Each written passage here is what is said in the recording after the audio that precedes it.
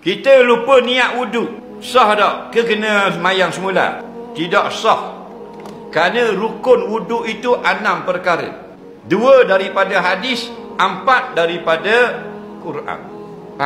Apa daripada hadis? Niat nombor 1 dan nombor 6 tertib.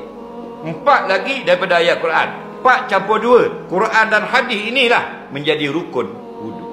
Nabi tak sebut cara berniat. Nabi sebut secara umum SAW. Maka ulama memberi contoh. Contoh niat bagi wuduk itu sahaja aku mengangkat hadas yang kecil. Boleh. Sahaja aku mengambil wuduk. Boleh. Sahaja aku berwuduk. Boleh. Dan yang mana senang? Yang mana kamu rasa senang? Sahaja aku berwuduk. Sah. Sahaja aku mengambil fardu wuduk. Boleh juga. Sahaja aku menunaikan fardu wuduk. Boleh juga. Sahaja aku mengangkat hadas yang kecil. Boleh juga. Itu banyak contoh dalam majmu', dalam tahrir, dalam mughni. Contoh-contoh.